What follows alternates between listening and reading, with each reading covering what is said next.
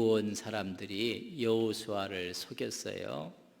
왜 이랬느냐 물어봤더니 두려워서 그랬다.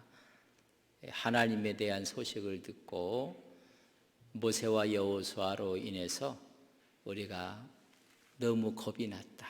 이 땅을 전부 다 이스라엘에게 줄 텐데 우리가 두려워해서 목숨을 건지기 위해서 거짓을 고하였다. 근데 이 거짓 고하기 전에 이미 여호수아랑 기브온 족속이 언약을 맺었어요. 그래서 그 언약이 유효해서 그들이 이스라엘의 종으로 삼는 모습이 오늘 본문에 있는 말씀입니다. 40년 동안 광야를 지내왔고 이제 모세에서 여호수아로 지도자권이 잘 이양이 됐습니다. 특별히 이제 요단강을 건너서 여러분 그들에게 세 가지를 이야기합니다. 할례를 행하라. 그리고 유월절을 지키라. 발에 신을 벗으라. 그것이 여호수아에게 주었던 말씀입니다. 전략을 세워야 될 그들이 하나님 말씀 앞에 순종하고 모든 주권을 하나님께 맡깁니다.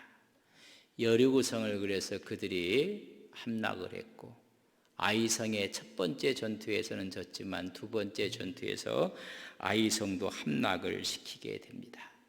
그래서 이제 가나안 땅에 이제 정착을 해가며 거기에 있는 가나안 7 족속들을 다 이제 몰아내서 하나님께서 주신 그 땅을 그들이 좀 차지하게 되는 것입니다. 그때 출애굽하면서 그들에게 하나님께서 말씀을 했습니다. 너 그 땅에 들어가면 거기에 그들이 신이 있을 것이다. 또 거기에 사는 족속들과 너희들이 혼인해서도 안 된다. 그들을 오가 언약을 세워도 안 된다. 이런 약속을 출애굽기 23장에 보면 기록해 놓고 32절 33절에 보면 너희들이 훗날 가나안 땅에 들어갈 것은 너는 그들과 그들의 신들과 언약하지 말라. 사람하고도 언약하지 말고 그들의 신과 언약하지 말라. 그들이 내 땅에 머무르지 못할 것은 그들이 너를 내게 범죄하게 할까 두려움이라. 내가 그 신들을 섬기면 그것이 너의 올무가 될 것이다.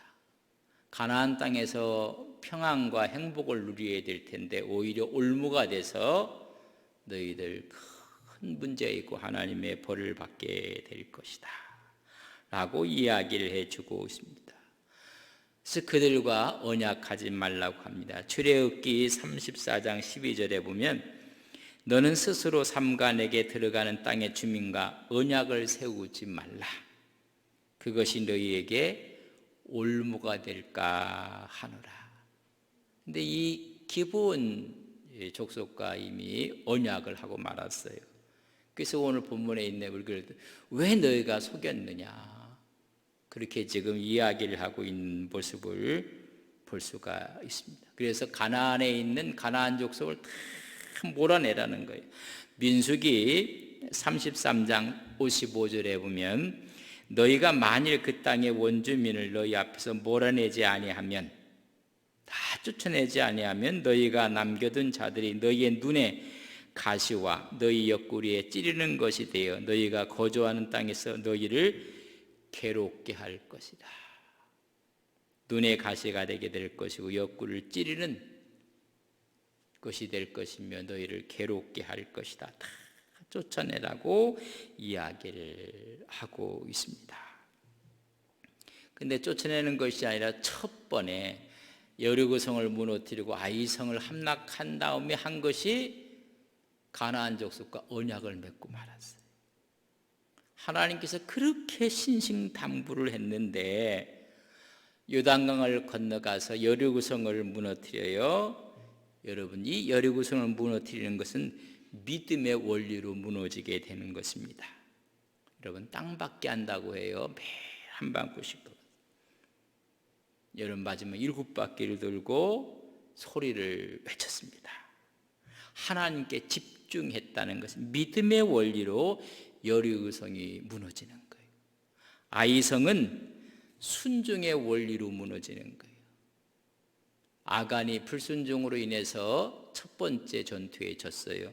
두 번째 이것을 다 제거하고 나서 순종의 원리로 여러분 이 아이성이 무너지는 것입니다. 두 번째 전투할 때는 다 나갔다고 했습니다. 매복 작전을 해요. 그래서 아이성 뒤쪽에 3만 명을 보내는 거예요. 그리고 아이성 그 입구 앞에 여호수아가 서서 그들을 치러 올라가는 거예요. 그리고 한쪽에 서쪽에 5천 명을 또 매복을 시켰어요. 그러니까 가볍게 생각하면 안 된다는 것입니다. 매복 작전을 할 때 다 하나님께 순종하고 가요. 그래서 여호수아가 그들을 치러 올라갈 때 골짜기로 올라오는 걸 보고 아이성 왕이 가만히 보고 아주 기뻐하고 호제를 불렀어요. 성문을 확 열어놓고 여호수아를 달려들어서 그들을 치고 있는 거예요. 알고 봤더니 유인 작전을 쓴 거예요. 뒤쪽에 3만 명을 매복시켜 놨다가 지난번 1차 때처럼 이스라엘이 패방하고 도망가는 줄 착각한 거예요. 그래서 그들을 다 성 밖으로 몰아내고 3만 명이 성 안으로 들어가 버리고 말았어요. 그리고 성 안에다 불을 질렀더니 아이성에서 나왔던 군인들이 깜짝 놀란 거예요. 그래서 서쪽에 매복했던 5천 명이 그리고 3만 명이 다시 나오면서 도간에 든 쥐가 돼서 그들을 다 멸하고 말았습니다. 이 원리는 순종의 원리예요. 여러분 인생이 살아가면서 크리스찬들에게 두 가지 원리가 있어요. 이런 믿음의 원리로 사셔야 됩니다. 두 번째는 순종의 원리로 사는 거예요. 그래서 여리고성은 믿음의 원리로 넘어갔고 아이성은 순종의 원리로 넘어가고 말았어요. 근데 여호수아가 여러분 아이성을 가다가 그들이 막 내려오니까 지는 척하고 막 도망갔어요. 그랬더니 자기들이 정말 이기는 줄 알고 전체 군인들이 다 나왔어요. 그때 매복했던 이스라엘 군인들이 들어간 거예요. 여러분 누가 있어요? 진짜로 도망가는 게 도망가는 척 한 거예요. 져주는 척 한 거예요. 여러분 뭐가 있어요? 매복한 군인들이 있는 거예요. 우리가 신앙생활하면서 전도해야 될 사람, 또 함께 해야 될 사람, 이런 사람이 있으면요 일부러 져주는 척도 해야 돼요. 주의 천군 천사가 우리와 함께하고 우리의 믿음의 용사들이 있으면 그래서 이기는 거예요. 근데 할 말 다 하고 싸울 거 다 싸우고 따질 거 다 싸우고 그래갖고는 실패하는 거예요. 아니 여호수아가 힘이 없어 지는 척한 게 아니에요. 그들을 유인해낸 거예요.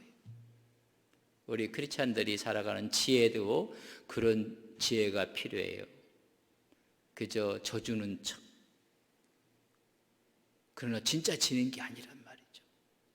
그래서 아이성은 믿음의 원리로 좀 다 점령을 하게 됩니다.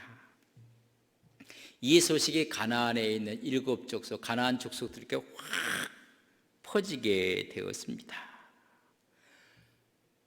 이 가나안 족속들이 그래서 하나가 돼서 뭉친 거예요.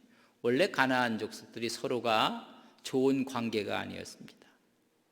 그런데 공동의 적이 생겼는데 그게 이스라엘이 공동의 적이 생기는가는 자기들끼리 하나가 된 거, 뭉치기 시작했습니다. 그래서 연합군을 형성을 하게 됩니다. 9장 1절 2절 보면 이 일 후에 아이성이 넘어간 후에 요단 서평산지와 평지와 레바논 앞 대연안에 있는 햇사람과 아모리 사람과 가나안 사람과 브리스 사람과 히윗 사람과 여부스 사람들이 모든 왕들이 이 일을 듣고 여리고성이 무너졌다, 아이성이 무너졌다, 저들이 이제 파죽지세로 가나안을 전체 점령할 것이라는 것을 듣고 2절에 보면 모여서 일심으로 여호수아와 이스라엘에 맞서서 싸우려 하더라. 공동정선을 지금 형성을 한 것입니다. 이스라엘과 우리 전쟁을 불사하겠다. 그래서 그들이 연합전선을 갖게 되는 것입니다. 연합체를 형성하게 됩니다. 근데 이 가나안 족속을 가만히 보면 이게 다 누구의 후손들이냐면 함의 후손이 함. 노아의 아들 함의 여러분 넷째 아들 가나안이 있어요. 가나안의 계보가 쭉 나오는데 창세기 10장 15절에서 18절이면 이 가나안이 누구예요? 함의 네 번째 아들이라. 함이 낳은 그 네 번째 아들 가나안은 그가 지금 낳은 자녀들이 또 가나안 족속에 여러분 뿌리를 두게 됩니다. 시돈과 헷을 낳고 또 여부스 족속과 아모리 족속과 기르가스 족속과 헤이 족속과 알가 족속과 신 족속과 아르라 족속과 스발 족속과 하만 족속을 낳았더니 이후로 가나안 자손의 족속이 흩어져 나가 가나안 족속 전부 다 함의 네 번째 아들 가나안의 자손들이 퍼져게 되었습니다. 그래서 그 족속들이 하나로 뭉쳐갖고 좀 이스라엘과 대적을 하게 되는 것입니다. 여리고성이 무너지고 아이성이 무너져 두 가지 현상이 벌어요. 첫째는 뭐냐면 가나안에 있는 여러 족속들이 한 마음이 돼서 연합체를 형성을 합니다. 군사 동맹을 맺어요. 그래서 전체가 군사 동맹을 맺어서 우리의 공공의 적은 이스라엘이다. 그래서 그들과 군사 동맹을 해요. 근데 그 중에 한 부족이 거기서 빠져나와요. 그 부족이 오늘 말씀은 기브온 사람들이 빠져나와서 오히려 이스라엘에게 항복을 하고 있는 모습, 화친 조약을 맺어요. 전체는 전부 다 싸우자고 하는데 여러분 기브온 족속은 아니다. 싸워서 우리는 이길 수 없다는 것을 알아요. 그래서 우리가 살 수 있는 길은 화친이다. 그래서 화친 조약을 맺는 두 가지 모습이 나옵니다. 이스라엘에게 불안을 느꼈던 가나안 족속들이 모여서 이런 연합체를 군사 동맹을 맺게 되는 것입니다. 예수님 당시에도 서로가 안 맞았던 분들이 있어요. 헤롯과 빌라도가 서로가 마음이 맞지 않아요. 사두개인들과 바리새인들이 여러분 신학적으로도 맞지가 않아요. 그런데 어떤 일에는 하나가 되죠? 예수님을 십자가로 몰고 가는 데는 여러분 하나가 돼버려요. 여러분 이게 묘한 거예요. 그래서 그들이 하나가 탁 돼서 이스라엘과 좀 대항을 하게 됩니다. 사실 이것은 무슨 신호탄이냐면 어차피 그들과 싸움을 해야 될 때 한 번에 다 여러분 물리칠 수 있는 기회를 얻게 되는 것입니다. 길갈의 진영을 딱 치고 있는데 기브온 족속이 찾아와서 화친을 이야기하는 거예요. 회의 족속이었던 거민의 기브온 주민들이 여러분 여호수아를 찾아오게 됩니다. 그래서 화친 조약을 맺은 것을 오늘 보면서 너희들이 왜 거짓말로 화친 조약을 맺었느냐 이야기를 하고 있습니다. 여러분 우리는 살기 위해서 했다고 이야기를 하고 있는 모습을 봅니다. 기생 라합처럼 여러분 하나님에 대해서 이스라엘에 대해서 들었습니다. 애굽에서 행하신 하나님의 능력, 홍해를 건넌 하나님의 역사, 40년 동안 하나님께서 먹이시고 입히시고 만나와 메추라기를 내려주셨고 그뿐만 아니라 요단 동편에 있는 시온을 아모리 왕 시온을 넘어뜨리고 바산 옥을 넘어뜨렸던 것을 다 들었고 여호와 하나님께서 이 히브리 민족에게 이 가나안 땅을 주신다는 것을 여러분 들어요.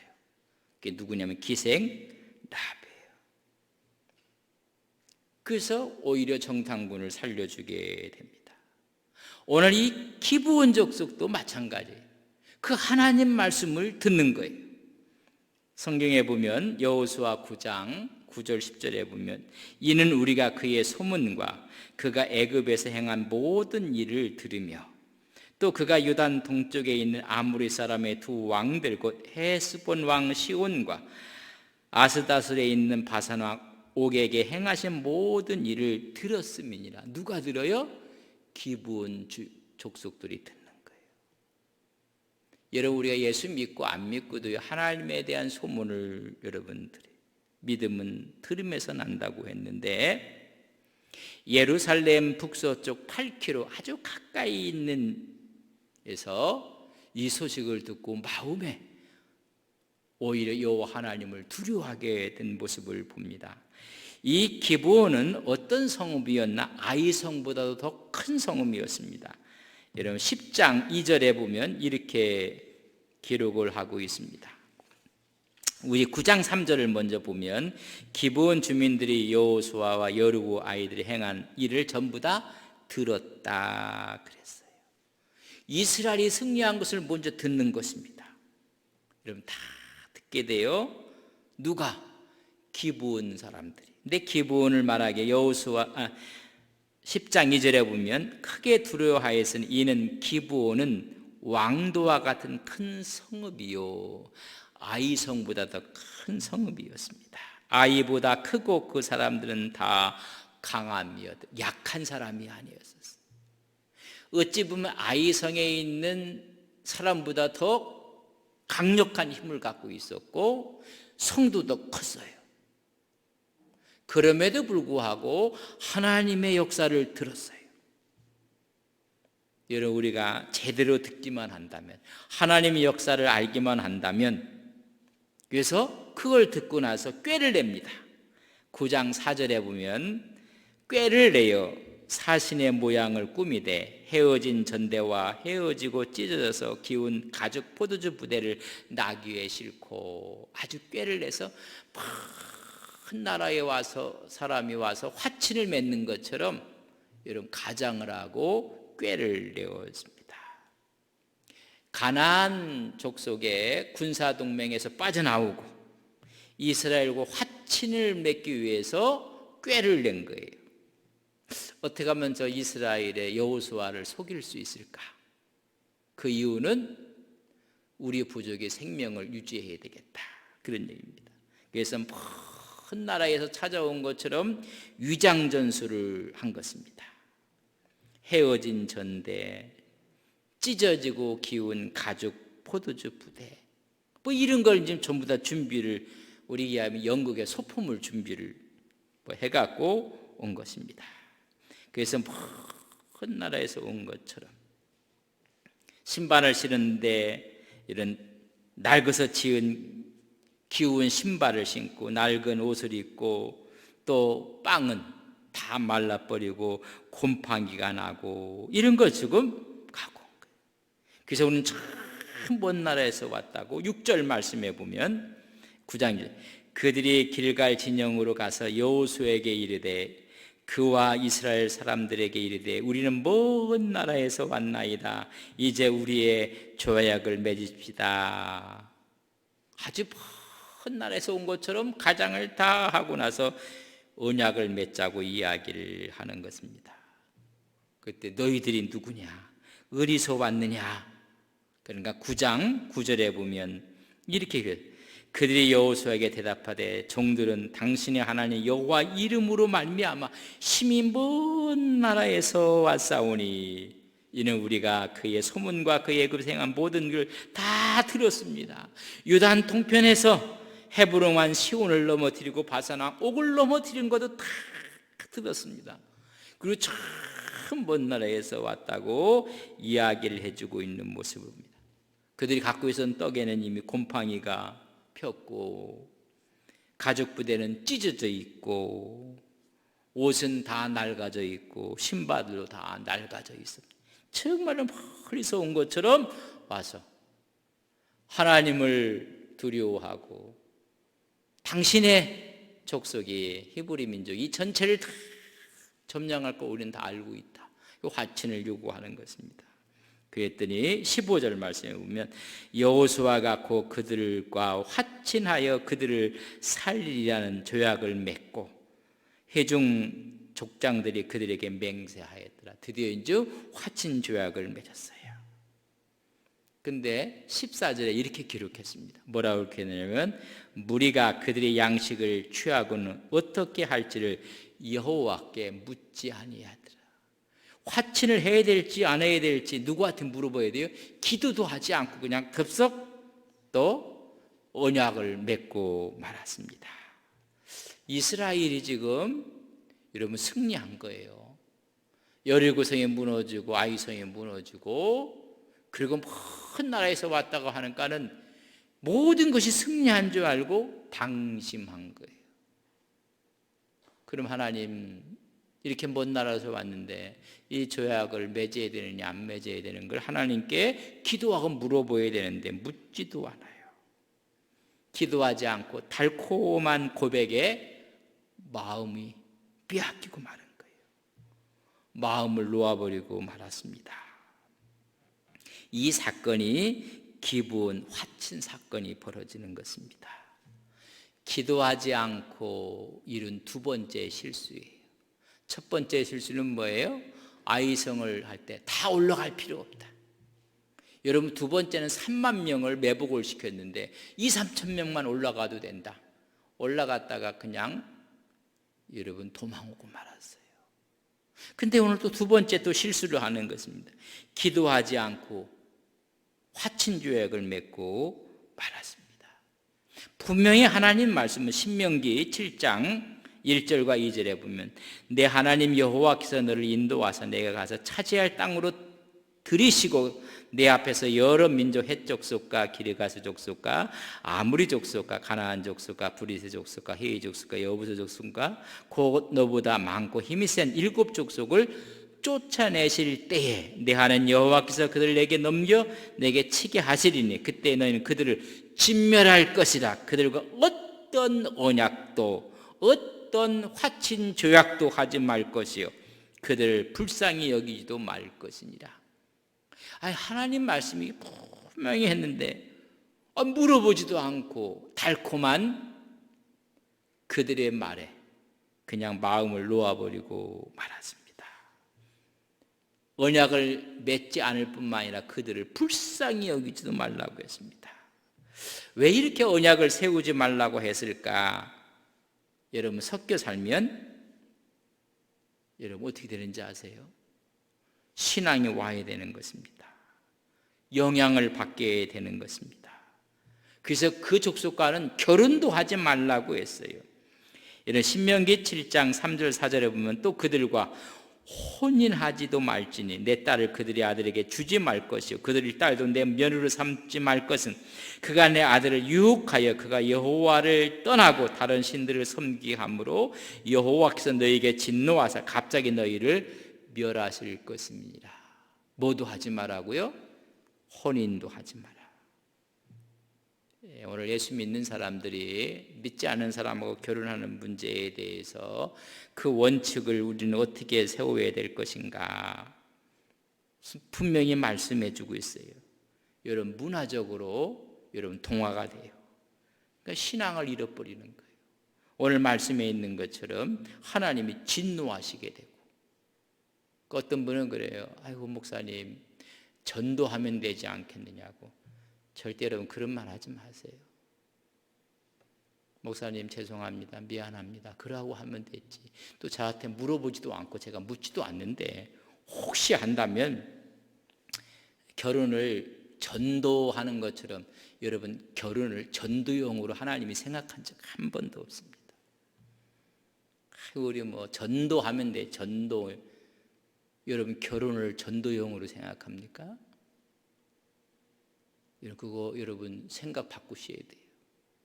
이제 하나님 앞에 가만히 있는 게 낫지. 아이고 뭐 해서 믿지 않는 사람 하나 구원하고 전도한다고 여러분 결혼은 서로 섬기고 서로 존중하고 서로 사랑하기 위해서 연합하기 위해서 결혼하는 거지 전도하기 위해서 결혼하는 거 아니에요. 여러분 정말 생각 잘 하셔야 돼요. 그럼 믿을 때까지 기다려야지. 그래도 안 믿으면 내 당신을 위해서 내가 검은 머리가 팥불이 될 때까지 내가 기다리겠다. 그래놓고 믿게 하고 나서 가야지. 믿지도 않는데 전도용으로 여러분 결혼을 전도용으로 하나님이 삼은 적 없어요. 우리 신앙인들이 꼭 생각을 좀 아이고 우리 목사님 너무 답답하다. 지금 시대가 어떻게 됐는지. 저는 시대 얘기를 하는 게 아니라 하나님 말씀 얘기를 하는 거예요. 그래서 전도용으로 결혼을 하나님이 생각한 적도 그렇게 말한 적도 없어요. 여러분, 우리가 그래서 그들 가자마자 첫 번째 한 게 아이성에서 실패하고 나서 두 번째 여러분 또 실패하고 마는 거예요. 언약하지 말고 화친하지 말고. 그래서 이 사실이 여러분 오래 갈 리가 없어요. 바로 알게 돼버려요. 바로 알게 돼. 여러분 9장 18절에 보면 그러나 회중 족장들이 이스라엘 하나님 여호와 그들의 맹세했기 때문에 이스라엘 자손이 그들을 치지 못한지라. 그들이 회중을 다 족장을 원망한 며칠 만에 여러분 사흘 만에. 오래 가지도 않았어요. 그래서 전쟁을 하는데 이게 전쟁이 원활하기를 못해갖고 이게 막 원망이 나는 거예요. 왜 그런 언약을 세웠느냐고. 이 언약 때문에 전쟁하는데 이게 불편을 느끼게 된 것입니다. 여러분 며칠도 못 가요. 바로 원망이 나왔어요. 그러니까 하나님의 말씀을 가볍게 생각하고 우리 인간적인 생각으로 화친하고 인간적인 생각으로 하면 여러분 며칠 못 간다? 여러분 나흘 만에 그냥 원망이 막 쏟아져 나오는 것입니다. 그래서 우리는 맹세했기 때문에 어쩔 수 없다. 19절에 보면 이런 말씀을 합니다.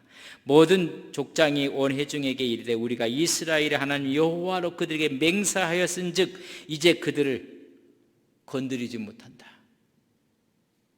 여러분 건드리지 못한다고 이야기. 그래서 뭐로 삼느냐면요 종으로 삼기로 해요. 21절에 보면 무리에게 이르되 그들을 살리라 하니 족장들이 그들에게 이른 대로 그들이 온 회중을 위하여 나무 패며 물 깃는 자가 되었더라. 이스라엘의 종으로 삼게 됩니다. 여러분 이 기브온 족속이 한 가지를 알았어요. 하나님의 위대하심을 알았고 또 하나 아는 것이 뭐냐면 저 백성은 언약을 맺으면 그 언약을 파기할 수 없다는 걸 알았어요. 누구 앞에서 언약을 해요? 하나님 앞에서 언약하면 이 언약을 파기하지 않고 지킨다는 사실을 아는 것입니다. 그래서 가나안 족속이 전부 다 멸망하는데 살아남은 유일한 족속이 돼요. 근데 이 기브온 족속이 살아남았는데 사울 왕 때 이 사울이 미친 거예요. 사실 이건 우리 이스라엘 족속이 아니라고 기브온 사람들을 죽여버려요. 하여튼 뭐 못난 뭐가 뭐에 뿔난다고요. 하나님 앞에 그렇게 불충하고 불순종했던 이 사울이 뭐 또 하나님 앞에 크게 하는 것처럼 기브온 사람들을 죽인 일이 벌어져요. 그 다음에 여러분 다윗이 왕이 됐을 때 사무엘하 21장 1절에 보면 이런 일이 벌어집니다. 사무엘하 21절에 보면 다윗의 시대에 해를 거듭하여 3년 기근이 있으므로 다윗이 여호와 앞에 간구하며 여호와께서 이르시되 이는 사울과 피를 흘린 그의 집으로 말미암으니니 그가 기브온 사람을 죽였음이니라. 여러분 이 언약을 파기한 사람이 누구냐면 사울 왕이에요. 다윗이 왕위를 갖고 얼마 되지 않아서 이런 일이 벌어진 거예요. 알고 봤더니 이게 사울의 죄 때문에 그래요. 그래서 오늘 분명히 말씀하기를 기브온 사람을 죽였음이니라. 그럼 다윗이 기브온 사람들에게 이걸 어떻게 했으면 좋겠는가? 하나님께서 우리에게 재앙을 주셨는데 그래서 기브온 너희들이 요구하는 게 뭐냐? 그는 가슴에 갖고 있는 거예요. 아니 우리는 하나님과 약속했는데 아니 사울 왕이 400년 후에 지금부터 400년 후면 지금부터 400년 전 이야기의 약속을 지금 이야기하는 거예요. 400년이 지난 그 후에 하나님의 약속은 하나님의 계획은 여러분 유효하다는 것을 믿습니다. 믿는 거예요. 그 400년이 지난 후에 사울의 아들들을 죽이라는 겁니다. 그래서 사울의 아들들 7명을 기브온 사람 앞에서 죽여버려요. 그랬더니 기근이 끝나고 비가 오는 사건이 사무엘하에 나타나는 이야기입니다. 오늘 여호수아가 속아서 한 약속이에요. 그러나 그 약속은 보장받아야 될 약속이에요. 하나님 그 약속 때문에 마지막 메시아도 보내주시는 거예요. 그래서 우리는 구약, 신약, 약속에 대한 이야기입니다. 하나님의 이름으로 맺은 약속은 지켜지는 거예요. 여러분, 여리고성에 들어갔을 때 기생 라합이 살아납니다. 약속했거든요. 창문에 붉은 줄을 걸라. 그러면 여기에 들어와 있는 모든 사람은 다 산다. 6월절도 하나님께서 약속을 했어요. 어린 양을 잡고 임만과 주의 피를 바르라. 그럼 하나님의 저주가 그 집에 어떤 사람이 있든지 넘어갈 것이다. 이런 약속이에요. 오늘 예수 믿는 사람에게 구원이 있음을 주님께서 약속한 말씀대로 우리는 구원받은 하나님의 백성인 것을 믿습니다. 이 약속이라는 건 어느 누구도 깰 수가 없어요. 예수 외에는 구원이 없습니다. 성경의 약속이에요. 예수를 구주로 믿는 자에게는 구원의 확신이 있고 하나님의 자녀가 되는 권세를 주시는 것은 여러분 약속이란 말이죠. 기생은 그 약속을 믿음으로 하나님의 역사하심에 동참하는, 그는 살고 그리스도의 족보에 들어가는 놀라운 일이 벌어진 것입니다.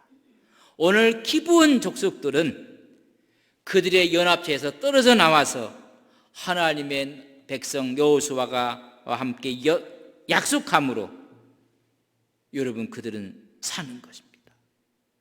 다 가슴에 들고.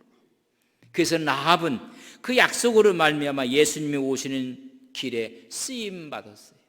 그래서 다윗의 족보에 예수 그리스도의 족보에 들어갔고, 이 기브온 족속은 성전에서 번제용 화목을 구하는 일과 성결 의식을 위해서 필요한 물을 물두멍에 채우는 일에 쓰임받는 기브온 족속이 됐습니다.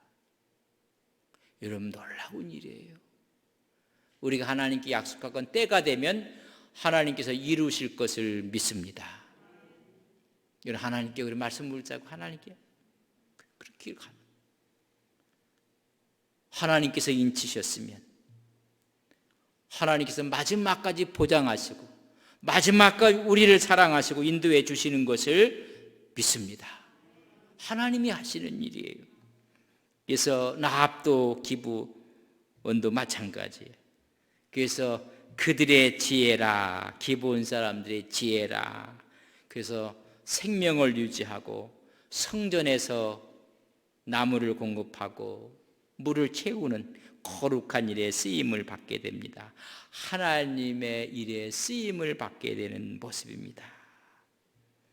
여러분 전도서 5장 4절에 보면 서원은 반드시 갚으라고 했어요. 우리 하나님께 약속한 걸 하나님께서, 그래서 기브온 사람들의 지혜는 하나님을 두려워하는 데서 오는 지혜예요. 하나님을 두려워하니까는 그 백성들한테서 화친을 하는 거예요. 이스라엘이 하나님이 함께 한다는 사실을 믿고 우리가 목숨을 건질 수 있고 살 수 있는 방법은 이 방법밖에 없다. 참 힘이 되시고 능력이 되시고 권세가 되시는 그분은 하나님이다. 하나님을 두려워하는 데서 오는, 경외하는 데서 오는 지혜를 얻어야 돼요. 세상을 두려워하는 것이나, 두 번째는 하나님의 능력을 믿는 데서 온 지혜예요. 애굽에서 행하셨고 요단 동편에서 행하셨던 그 하나님, 40년 동안 인도한 그 하나님, 그를 인정하고 믿음으로 오는 지혜가 있는 거예요. 세 번째는 하나님께 구원을 요청하는 데서 오는 정말 삶의 지혜를, 그래서 꾀를 내는 거예요. 그 꾀가 뭐예요? 여러분 영원히 살기 위해서. 그리고 여호수아가 물어봐요. 왜 이렇게 했느냐 했더니 솔직하게 또 고백을 해요. 두려워서 그랬습니다. 살고 싶어서 그랬습니다. 우리는 하나님을 믿습니다. 여러분, 지혜는 이런 데 오는 거예요. 우리는 뭐 하면 객기를 부리거든요. 저쪽에서 크다고 하는 건 나도 크다고 그냥. 여러분, 우리가 지혜는 여러분 그렇게 하는 게 아니에요. 만용을 부리는 게 아니에요. 우리 가나안 족속들이 모이면 아이성 봤을 때 1차 때 이기지 않았느냐. 이런 기브온의 성은 아이성보다 더 컸어요. 그들은 더 강했다고 했어요. 만용 부리지 않습니다. 여러분, 지혜로운 사람은 겸손합니다. 하나님의 능력 앞에 겸손합니다. 그저 만용을 부리고 객기를 부리는 건 이런 지혜가 아니에요. 오늘 기브온의 이 아름다운 지혜로 하나님 일에 쓰임받는 축복을 얻게 되었습니다. 우리가 이런 은혜와 지혜를 갖고 살아가시는 우리 온 성도님들이 되시기를 간절히 바랍니다. 다음 주에는 이 기브온과 여호수아의 관계성에 대해서, 또 이스라엘과 기브온과의 너무나 끈끈한, 그리고 그들의 언약의 관계가 어디까지, 그러니까 생명을 나누는 데까지 여러분 확장이 돼요. 이방인과 맺었던 그 약속이 하나님의 인치심에 여러분 생명을 나누는 데까지 가는 거예요. 이런 지혜를 성경에서 우리가 얻는 것입니다. 그래서 하나님을 두려워하고 하나님의 능력을 믿고, 그리고 하나님 앞에 겸허하게, 그럴 때 하나님의 지혜를 주셔서 하나님 일에 쓰임받는, 라합은 예수 그리스도의 족보에 쓰임받고, 기브온은 주의 성전에서 쓰임받는 귀한 하나님의 역사가 있는 것을 우리는 믿습니다. 우리 이 시간 기도합시다.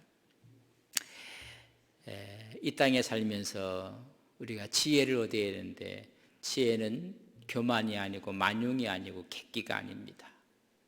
하나님의 말씀을 듣고 그의 능력을 듣고 겸허하게 생명을 사랑한 마음으로 살아가는 것이 지혜입니다. 이 어려운 세상 살아갈 때 이런 지혜를 갖고 우리도 승리하게 하옵소서. 함께 기도하겠습니다.